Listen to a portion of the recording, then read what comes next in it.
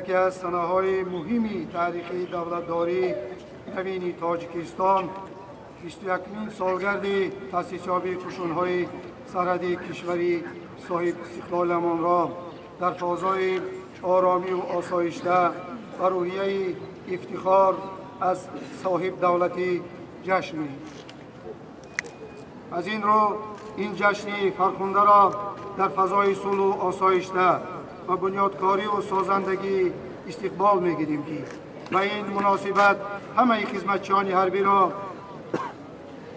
از نام رهبریت کمیته دولتی امنیت ملی و سرریاست قشون‌های سرحدی جمهوری تاجیکستان با روزی سرحدبانان و با قبول نمودن سوگند حربی صمیمانه تبریک و مبارکباد می‌نماییم.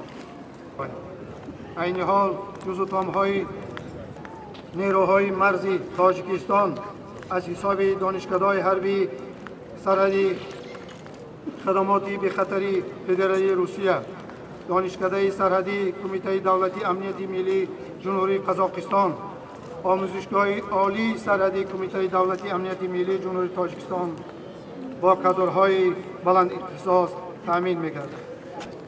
Создание пограничных войск стало в истории государственности Таджикистана важным событием, необходимым для сохранения и укрепления национального государства и государственности, обеспечения безопасности и защиты территории страны. Доверие, оказанное пограничникам, обязывает их защищать рубежи Родины, государственную границу, соблюдая строгую воинскую дисциплину, показывая высокое профессиональное мастерство, бдительность, смелость и отвагу. За 21 год несколько поколений воинов-пограничников прошли школу мужества, проявив священную любовь к Отечеству, несокрушимость духа, выполняя ответственные задачи обеспечения безопасности Республики Таджикистан. В этот день мы выражаем свое уважение и искреннюю благодарность ветеранам-пограничникам за их ратный труд, честь им и слава. Вечная память тем, кто сложил свою голову при охране государственной границы Отечества.